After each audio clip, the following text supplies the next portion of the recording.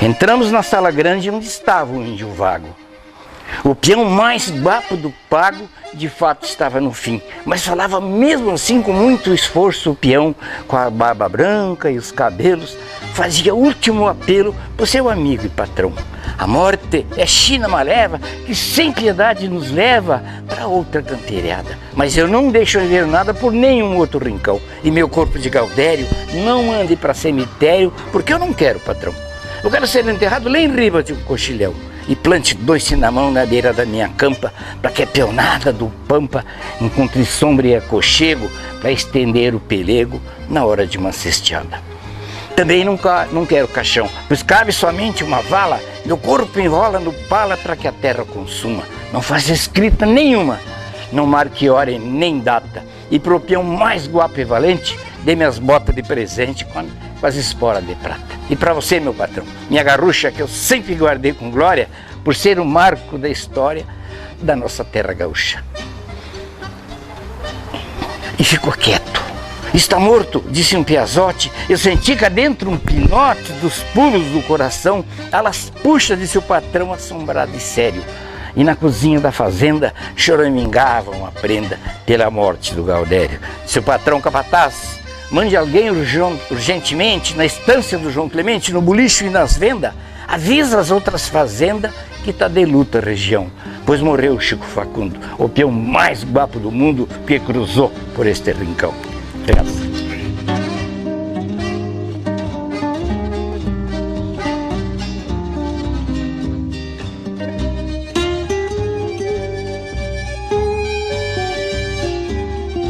Até uns anos atrás não existia carnaval no Rio Grande do Sul.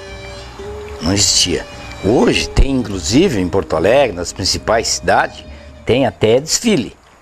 Mas não tinha, bem pouco tempo não tinha. Porque eles faziam no ICTG o Carnaval Bagual, que era um baile normal chamado de Carnaval Bagual, que era o que eles faziam na época do Carnaval. Mas isso foi caindo, porque era coisa que os maiores conservadores do tradicionalismo não deixavam a mulher sair sem roupa aí na avenida, desfilando. Era proibido, não podia. Porque o Estatuto do CTG está escrito lá, se não me engano no artigo 865, está escrito que a mulher gaúcha ela não pode se expor de forma alguma. Se ela pertence à identidade do CTG, ela não pode desfilar sem roupa, de jeito nenhum, porque ela tem um compromisso com o CTG, que é a indumentária, é os costumes, é a dança, o sapato, a bermudinha comprida até o joelho por baixo do vestido. E ela comunga com isso, ela não pode fazer nada fora disso aí. Isso é histórico, isso aí, a gente aprende até nos bancos escolares. O movimento separatista que quis fazer do Rio Grande do Sul um país independente, até porque é uma cultura que ela se diferencia do resto do Brasil. Qual que é a maior influência, você diria, da cultura do Rio Grande do Sul? É uruguaia? Vem do Uruguai? Na verdade, ela vem dos Açores, né? Ela veio bem de longe, vem bem de longe. E ela veio até o Uruguai, atravessou o Rio Uruguai e entrou pelo Rio Grande. Essa tradição e esse costume, né? Hoje, quer dizer, não é uma identidade específica, é uma identidade própria. Uma identidade própria, mas não foi. Antigamente, na época da Revolução, por isso existiam os maragatos e os chimango. Quem era maragato não se misturava com chimango, que brigava, era que nem Palmeiras e Corinthians. E Inter de Porto Alegre e Grêmio de Porto Alegre. Que eles fingem que são amigos, estão vestidos com a mesma camisa, mas na verdade, se qualquer coisa parte para porrada, né? Isso, infelizmente, não pode ser assim. E o separatismo, você falou uma coisa, que isso existe no Rio Grande do Sul ainda, uma bandeira separatista lá. E tem uma cidade sede deles, que é Santa Cruz do Sul, e o dia do separatismo, eles hasteiam a bandeira deles, eles fazem as festas deles, e tem um grupo muito grande. Então ainda há no Rio Grande do Sul um grupo que defenda a independência? Ainda. E você acha que pode, né? A tendência qual que é? Não, a tendência... É minar, acabar? Não, a tendência é acabar. É acabar porque eles não têm apoio. Eles estão praticamente sozinhos lá, são meia dúzia de pessoas. Quem levantou essa bandeira não é rio-grandense, ele é de origem alemã e eles queriam realmente a independência do Rio Grande do Sul. Como é que chega o samba lá no Rio Grande do Sul? Como é que é o samba? Tem algum sucesso? Tem mídia lá no Rio Grande do Sul? Os grandes grupos de samba, os grandes sambistas brasileiros, Zeca Pagodinho, Martim Gavilho, ou algum preconceito musical em relação a eles? Ferreira, há uns anos atrás, se tu falar em samba no Rio Grande do Sul, tu era ignorado, ninguém ouvia o que tu falou. Tu chegava numa rádio e falava em samba, o cara baixava o volume, os ouvintes não sabiam o que era isso, porque eles não comungavam com esse tipo de música. Só que foi indo para um ponto, foi ficando tão moderno, eu não saí daqui para ir num evento, um dos maiores eventos tradicionalistas lá, que é o Rodeio de Vacaria. E eles contrataram a Daniela Mercury para abrir o rodeio. E eu fiquei perplexo com isso, pelo amor de Deus, né? Né? Aí eu procurei, inclusive, a patronagem lá, os organizadores do rodeio, e eles falaram assim, se nós contratar os serranos, o Monarca, o Gaúcho da Fronteira, eles vão botar 4, 5 mil pessoas naquela mangueira. E ela vai colocar 65 mil pessoas ali. Então por isso que a gente está trazendo... E colocou 68 mil pessoas dentro da mangueira. O dia dessa inauguração lá. Movimentou todas as regiões, as fazendas, tudo. Nós temos grandes nomes do Rio Grande que acabaram vindo, né? E acabaram se consagrando no resto do Brasil. Recentemente nós temos aí o Michel Teló. Justo. É um jovem garoto, um estilo mais... Não é um tradicionalista, né? Mas é um nome. Eu acho que é uma virada muito grande, sabe? Uma virada muito grande. Por quê? Porque o pessoal hoje, eles querem novidade, né? Eles querem audiência, principalmente as rádios, né? Aquilo que a mídia impõe. Isso, e a mídia impõe essas músicas de fora, né? Por isso que você considera de fora, sendo do Brasil, sendo que o Rio Grande também é Brasil? Não, mas eu considero de fora porque é um estilo diferente, é totalmente diferente. Eu observo muito, Leite, ali onde eu estou fazendo churrasco, aqui em Caçapava, na churrascaria, ele contrata um pessoal para tocar. E ele contratou um pessoal de Pinda, e veio um pai, um excelente gaiteiro, toca muito, e uma menina que canta muito, filha dele, e um menino que acompanha. E eles tocaram música gaúcha, entendeu? Tocaram música gaúcha. Mas aí eu vi uma diferença muito grande, não no jeito de tocar, mas no jeito deles se apresentarem. Porque um gaúcho para subir no palco, ele vai se aparamentar todo, ele põe um chapéu, ele põe lenço, ele põe uma camisa. Para quem não sabe, o que é que faz a parte da indumentária gaúcha oficial? Porque é bom lembrar que hoje o gaúcho, ele piochado, ele realmente com a sua indumentária completa, é uma vestimenta oficial. Oficial, hoje é oficial. É. E ele, para estar totalmente vestido, ele tem que estar com a bota. A bota, a bombacha, uma camisa não de cor, não listada. Calça que vem com isso. Justamente. Os fofos do lado, assim. Fofo, né? O fofo. Uns falam. E a camisa, Leite, muitos usam um lenço, qualquer cor, né? Porque ele aqui não sabe se ele é maragato ou chimã, que não existe mais isso, né?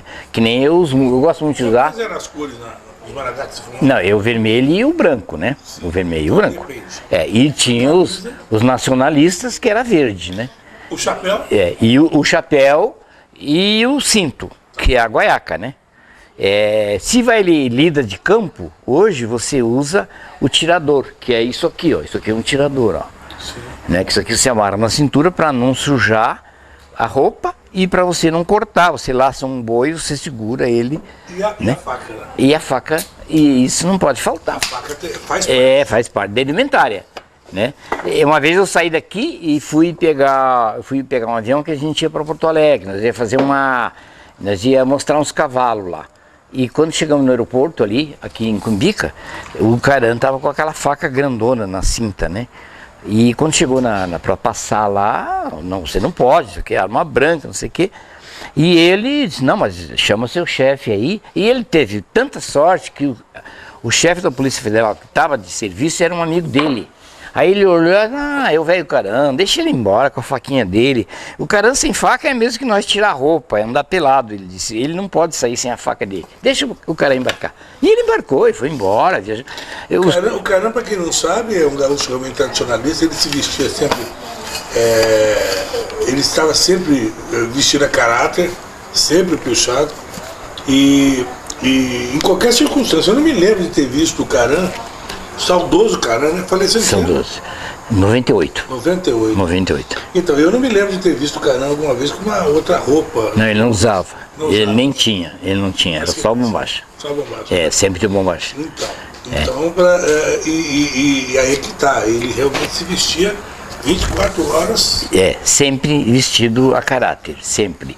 Qual a diferença do Rio Grande do Sul para os outros estados do país? Ferreira, você ter certeza de uma coisa, que lá no Rio Grande do Sul, essa tradição ferrenha que todo mundo tem no sangue e na veia, o cara nasce com isso, não é?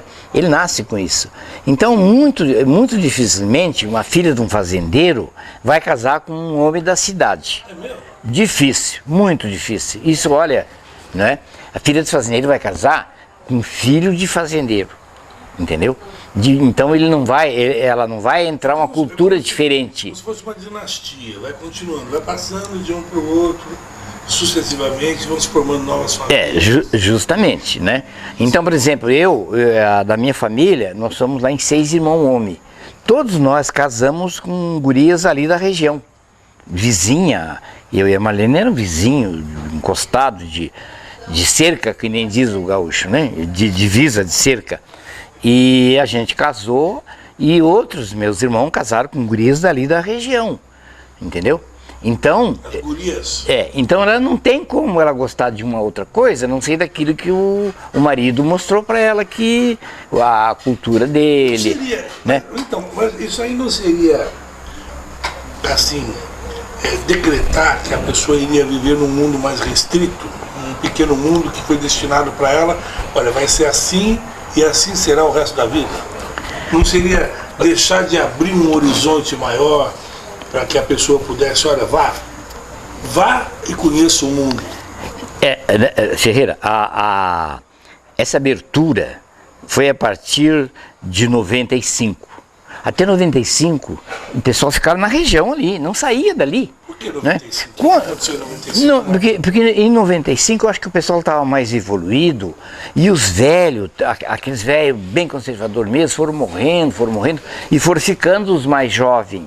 Aí eles já começaram Uma abertura maior. uma abertura, começaram a abrir os braços, né? Começaram a abrir os braços, que nem eles falavam lá. O falecido Olmiro Rodrigues faleceu.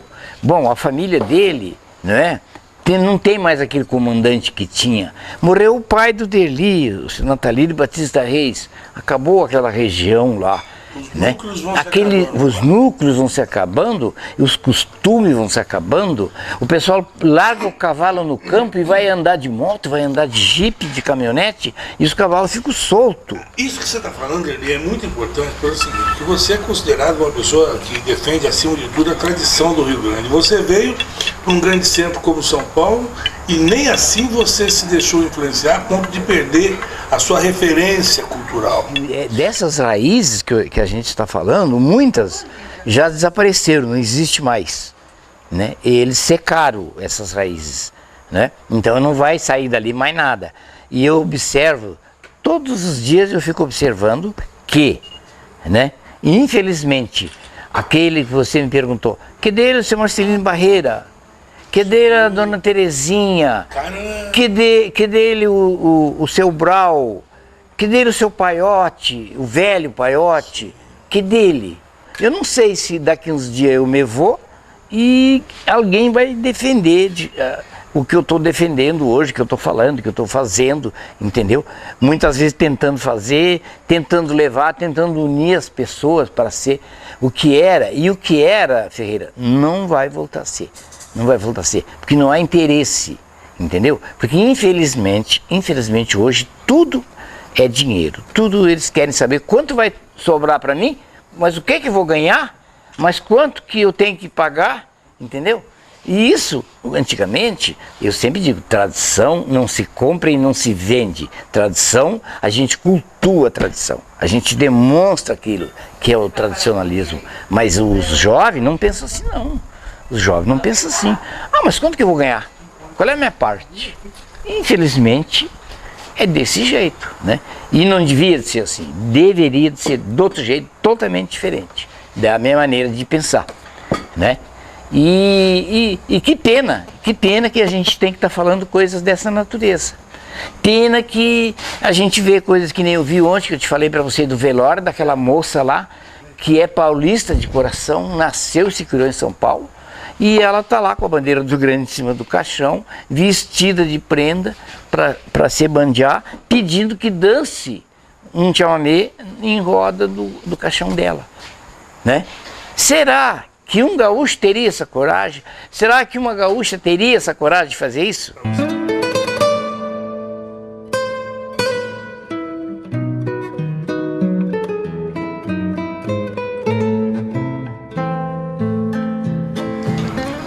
Boa noite, meu amigo, tudo bem?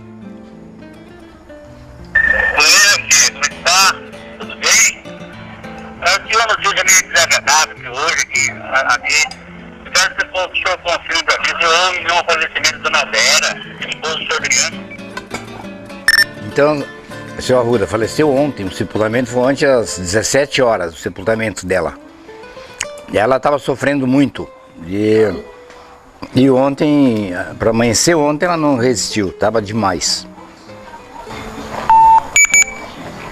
Eu já fiquei sabendo a notícia aqui, hoje de manhã. Foi um gaúcho aqui de Caravaggio que passou essa mensagem para em casa de falar. Eu fiquei meio chateado, e a pessoa que gosta muito, que é da Dona Vera, do seu Adriano.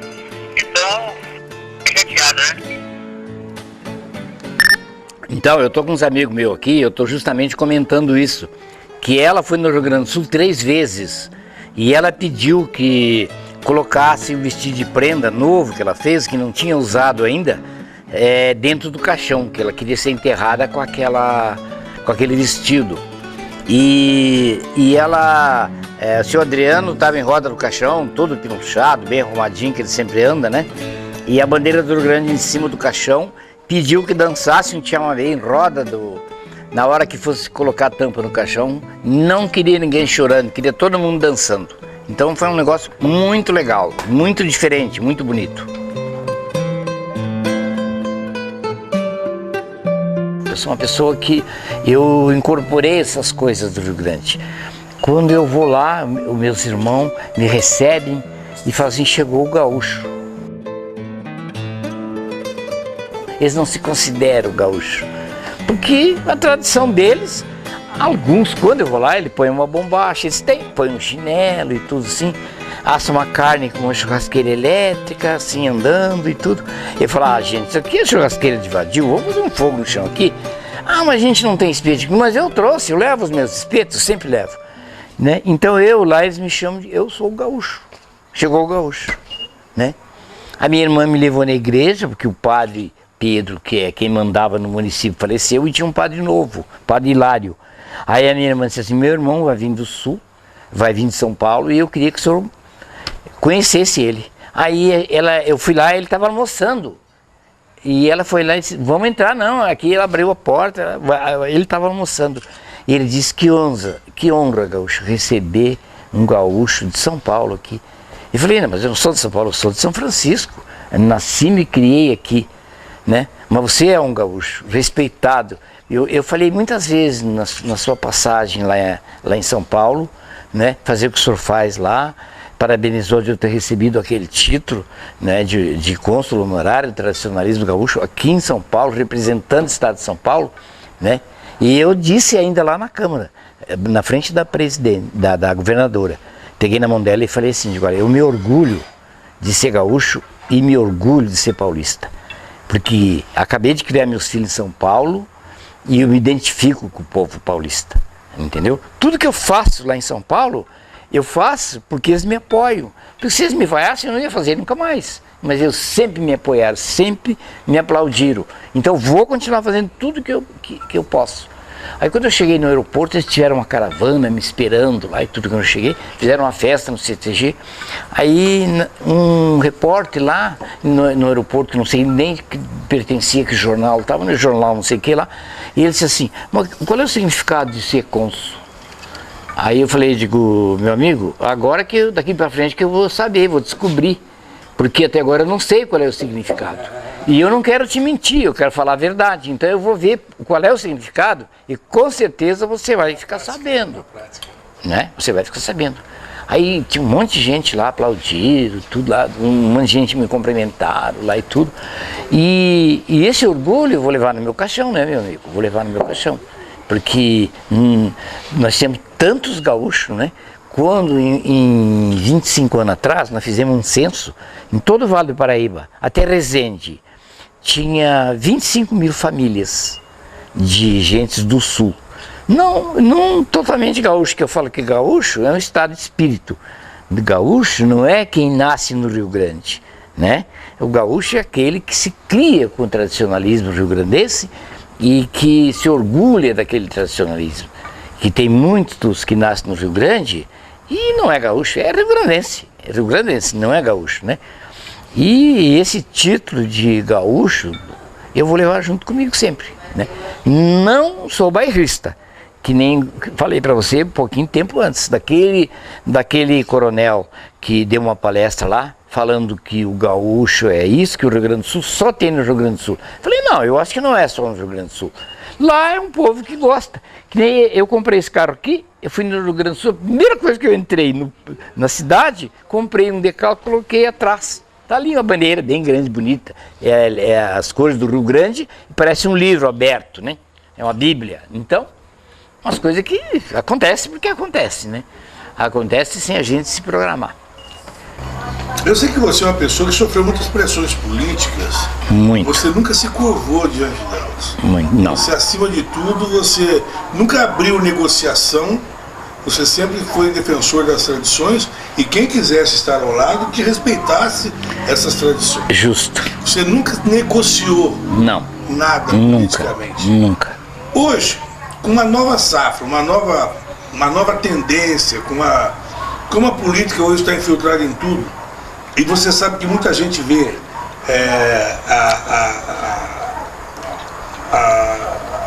os postos, né, o fato de galgar novos postos como um ato de vaidade.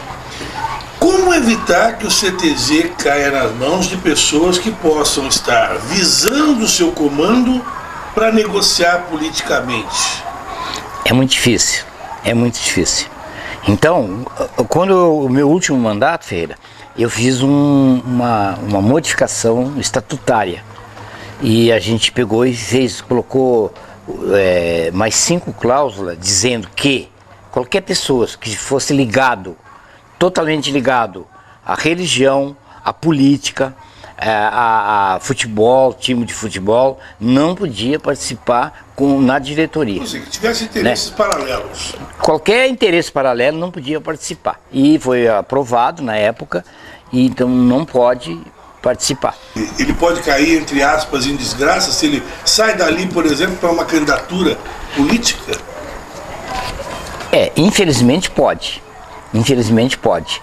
E ali ele tem um público na mão que elege ele. Porque o CTG, ele faz um evento por mês agora, né? Mas os bailes lá não é menos de 450 pessoas sentadas lá no dia do baile. Pouca gente sabe que você poderia ter sido prefeito de São José. Muito pouco. O destino poderia ter colocado você como prefeito de São José. Como é que foi essa história? Foi assim, quando o Joaquim Bevilacqua foi convidado para ser candidato a prefeito, ele vivia lá no CTG junto comigo, ia tomar chimarrão, ia jogar bocha, ia comer carne lá comigo, e ele falava assim, Gaúcho, vamos fazer uma dobradinha. Vamos fazer uma dobradinha. Eu falei, eu não sou político, Bevilacqua, não. Ele falou, não, você é um grande político, sei que você está você está achando que você não tem condições? Você tem capacidade para muito mais do que isso. Porque o que você fez pelo isso aqui, pela essa sociedade, tudo, né? E você tem capacidade para ser o vice, né? E eu falei assim, vou ajudar você em tudo que for preciso, mas eu não... Uma coisa que meu pai sempre pediu que os meus irmãos, ninguém se envolvesse com política. Ele não gostava de político, porque ele dizia assim que político tem duas caras. E ele, na família dele ele não admitia que a pessoa tivesse duas caras, tinha que ter uma cara só. E, tá bom. Aí um dia ele me falava toda tarde. Um dia ele me ligou e disse assim, ó, tô indo pro CTG. Ele me ligou. Aí o índio velho fazia chimarrão, o senhor que cuidava lá, e eu comprei uma carne e fui lá pra sala. Aí chegaram e disse assim, até às 10 horas dele, eu preciso dar a resposta. Hoje eu tenho que dar a resposta. Porque se você não aceitar a mesa, eu vou ter que arrumar outro. Eu falei, ô Joaquim, vamos ser amigos, eu vou lhe ajudar, tudo que for preciso, tudo. As portas aqui estão escancaradas para o que 10 é, eu estou do seu lado, vamos batalhar junto. Ele disse, Gaúcho, vamos junto comigo, vamos lá. Aí a Marlene chegou, ele falou para Marlene, falou para Carla, deixa ele entrar. A Marlene falou, não adianta, não é uma coisa que ele vai fazer com gosto, porque ele não gosta disso aí. Aí ele foi embora chateado, triste, né? Aí no outro dia eu vi ele na rádio, dizendo que o Pedro Ives... Anunciando Pedro Ives, que o Pedro Ives tinha aceitado... O Pedro Ives que era presidente de São José. É, justamente. E o Pedro Ives era sócio, ele e a dona Vânia, sócio fundador do CTG. E foi ele, quando assumiu a prefeitura, que ele era vice, 2 anos ele assumiu a prefeitura, que o Joaquim veio lá que saiu, e ele mandou fechar o CTG, ele que mandou fechar. O Pedro Ives. E Pedro Ives, que mandou fechar. O saudoso Pedro Ives. Saudoso Pedro Ives. Pedro Ives. E por que você poderia ter sido prefeito de São José? Porque logo na sequência, algum tempo depois, o próprio Bevilacqua saiu para abrir mão para ser candidato a vice-governador na chapa do Silvio Santos. Justo. E assumiu a prefeitura o vice Pedro Ives. Pedro Ives. Que, no caso, se você tivesse aceitado, seria você que estaria assumindo a prefeitura de São José.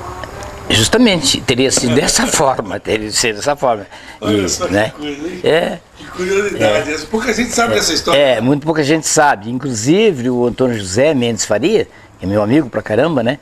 E ele foi prefeito também, assim, né? Por acaso, né? Porque ele foi presidente da Câmara por acaso. Também. Então, isso que aconteceu. E da mesma forma, né?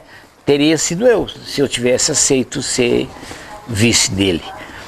Não me arrependo, não conta pra mim, conta pra quem tá nos acompanhando e que não sabe, falar um pouquinho, a gente tá falando a respeito das músicas lá, daqueles grandes nomes da música gaúcha, que até hoje a gente gosta muito de ouvir. Você falou dos Monarcas, falou dos Serranos, que são muito conhecidos. Por que eles não estouram pro resto do país? Eles são tão enaltecidos, aplaudidos no Rio Grande do Sul. E por que elas não explodem, os Serranos? A gente não vê os Serranos lá no Faustão, por que não vê os Serranos lá no Luciano Huck, se eles fazem tanto sucesso? Então, eles, por exemplo, o Edson Dutra, que é o dono do Conjunto Serranos, ele é um advogado muito bem sucedido lá, além de ser fazendeiro. E o irmão dele, que acompanha ele desde o começo, né, ele é dentista e agora é médico, cirurgião. Eles têm muito dinheiro, eles são muito bem de vida. E ele não faz questão nenhuma em sair de lá. Né? Uma vez eu tentei trazer eles no CTG, trouxe os Monarcas e depois eu queria trazer eles. Mas não coincidiu com as datas, né? E ele ainda brincou, Derli, para você eu vou pelo óleo diesel do ônibus deles, né? Mas eles não fazem questão de sair de lá. Tem os Monarcas, os Serranos, quem mais nós temos de cuidar? Hoje tem muitos. Não, mas dos tradicionais, né? Lá. Dos tradicionais tem os Monarcas, os Serranos, tem os Mirim, que é dos mais antigos, né? Tem os Tirano, que é lá de São Francisco, são filhos de tradicionalistas, né? Tem alguns individuais também, né, gente? Tem. Eu aprendi a conhecer e admirar muito, e como eu gosto do trabalho também já falecido, do César Passarinho. César Passarinho. Eu fico lamentando como que um compositor do nível de um César Passarinho estourou no Brasil inteiro, né? Pecado. O César Passarinho, ele teve um início, nossa, muito promissor. Ele teve um início maravilhoso. Só que ele deixou se levar pela fama, pela tinga, as noitadas, de sair do show. Ele, mulatão, negão, é um negrão, né? Eu usava uma buena, virada de lado assim, E ele era um cara que levava mais público no show, incrível. Embora que lá o pessoal, nas regiões de alemão e italiano, eles ainda são bairristas. Pessoa de cor lá é de cor. Racista, bairristas são, né? Eles são assim... E o João Chagas Leite? João Chagas Leite é aquelas coisas que eu falo do Rio Grande, né? Eu já te falei muitas vezes. Lá tem 3 facções diferentes, que é o litoral, a serra e a fronteira. O João Chagas Leite, ele tem umas letras assim meio contestadoras. Tem. Meio politizadas. Tem. Ele provoca os caras. O César Passarinho já é mais romântico. Mais romântico, mais poeta. Conta a história. Mais estilo festival, né? Justamente. E a gente vê o João Chagas Leite mais contestador, mais falando, questiona muito o lado social. Justamente. Porque além de tudo, Ferreira, ainda tem as pessoas, né, que vão no show, que não é para dança.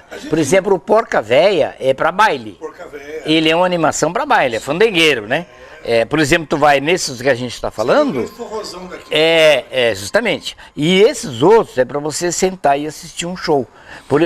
Por exemplo, lá tem lá na fronteira aqueles gaiteiros. Até um dia me ligaram que tinha um gaúcho que ia tocar no Sesc aqui em São José. Aí eu fui ali, era o como é que é o nome dele? O Renato, não é o Renato Borghetti. Não era Borghetti, outro que toca acordeoninha assim também, né? Aí eu e a Marlene fomos lá assistir o show dele, maravilhoso, lotação, e ele ia fazer todos os Sesc do Brasil. Sim. 2 anos de contrato ele ia fazer. E aí você chega lá no Rio Grande do Sul, fala no nome dele, já vou lembrar o nome dele agora. Um pouquinho tempo eu escutei um CD dele, esqueci o nome dele. Como é que é o nome dele? É Renato não sei o que, mas é Renato primeiro nome. E é música para você sentar e escutar ele tocar. Que nem do Borghetti.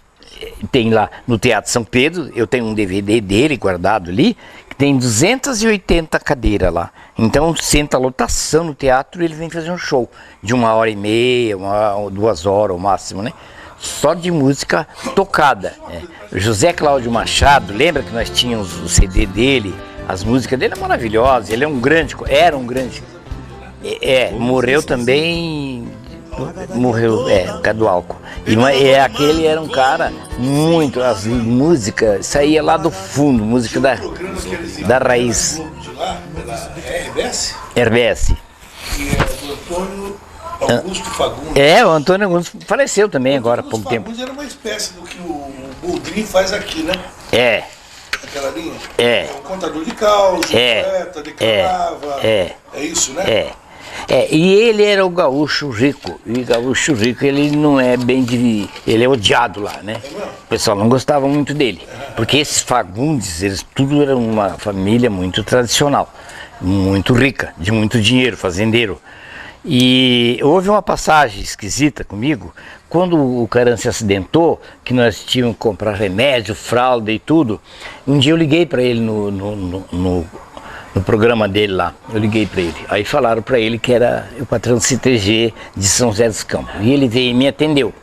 Só que ele me atendeu e falou assim para mim: patrão, infelizmente, para esse cidadão eu não vou poder ajudar. Porque aqui no Rio Grande do Sul ele é considerado um matador de cavalo. Falou assim para mim.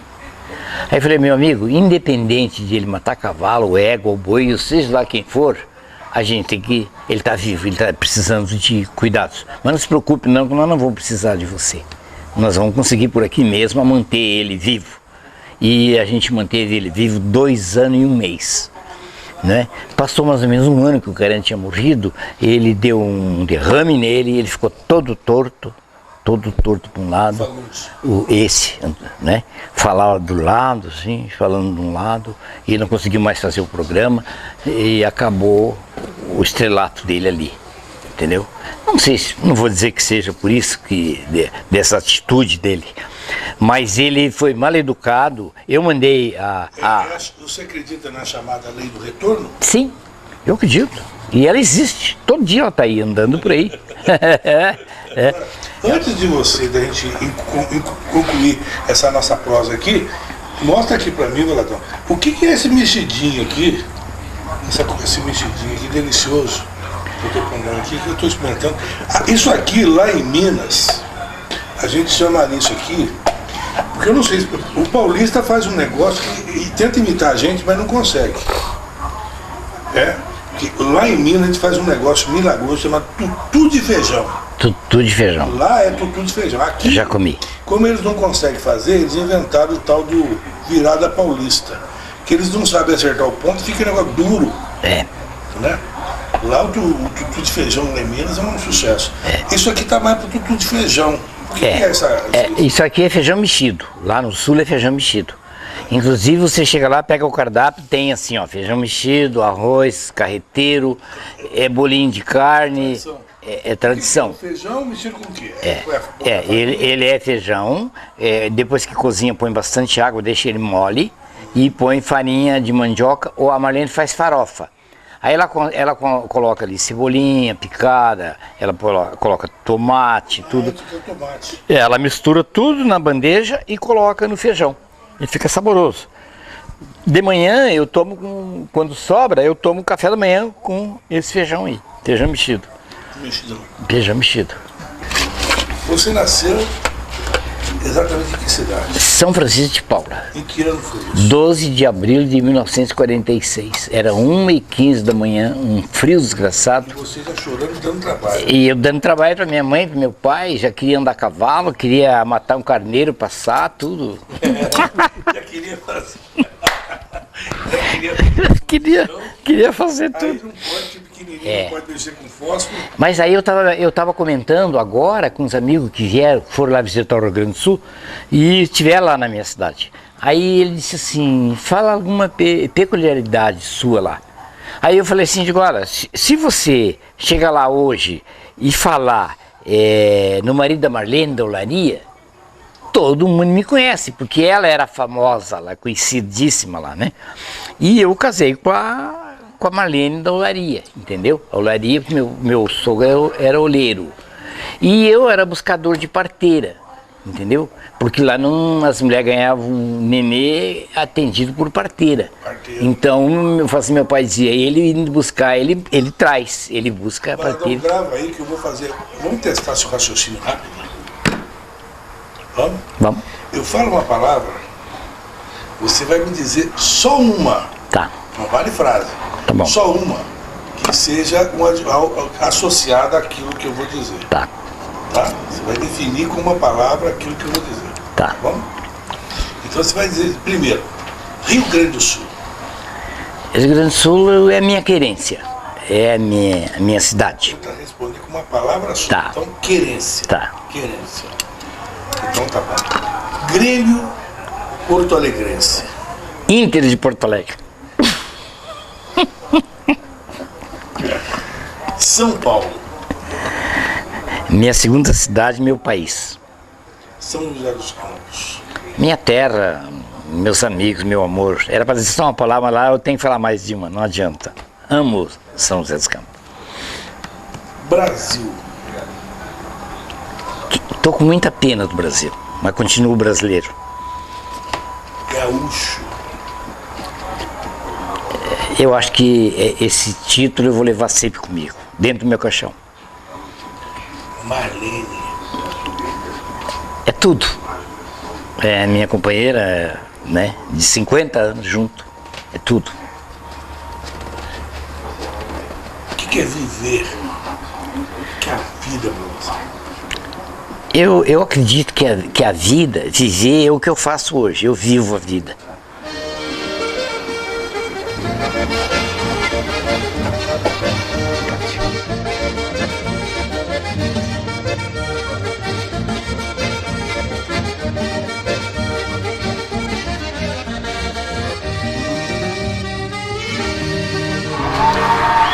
Eu tenho aqui, ó, meu pai, minha mãe, meu sogro, minha sogra, já são os 4 falecidos. E aquelas fotos ali, 49 anos atrás, eu e minha véia, né? E aqui eu tenho aqui uma cavalgada que a gente fez lá em São José dos Campos, aniversário da cidade. Aqui, esse quadro eu ganhei da Fundação Cultural. Eu quero falar sobre esse homem. Eu era da diretoria lá, do conselho. Aqui que eu ganhei o título de cônsul honorário do tradicionalismo gaúcho. Esse aqui eu ganhei cidadão jusense, né?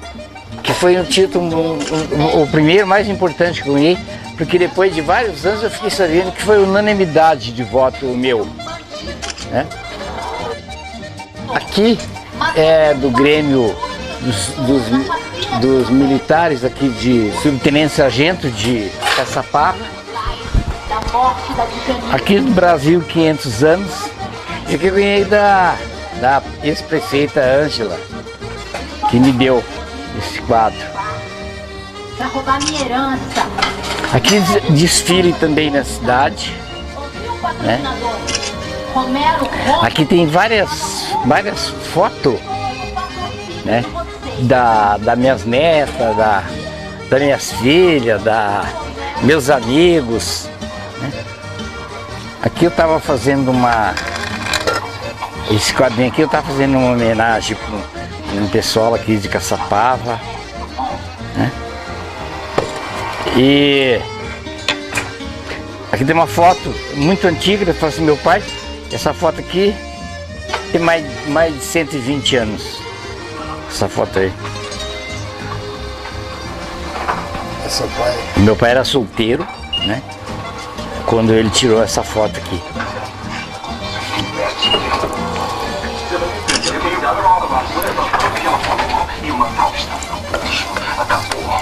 E aqui tem uma parte, tem um pouco da história, da minha história aqui, ó. Amigos, músicos que vieram me visitar aqui, lá, aquele em cima, aqui tem outros ali. Ele estava falando do Ferreira dos Monarca, do Renato Borghetti, dali, né?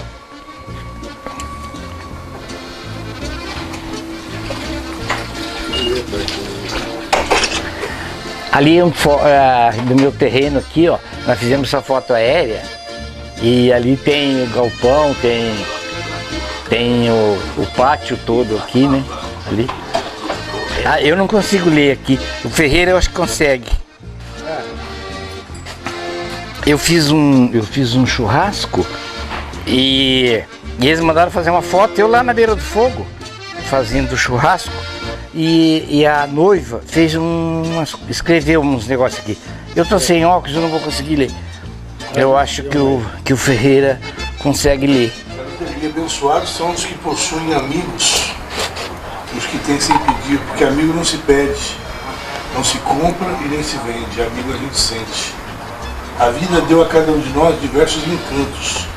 Encanto de aceitar as diferenças, encanto de poder compartilhar, de amar e ser amado, de perdoar e ser perdoado.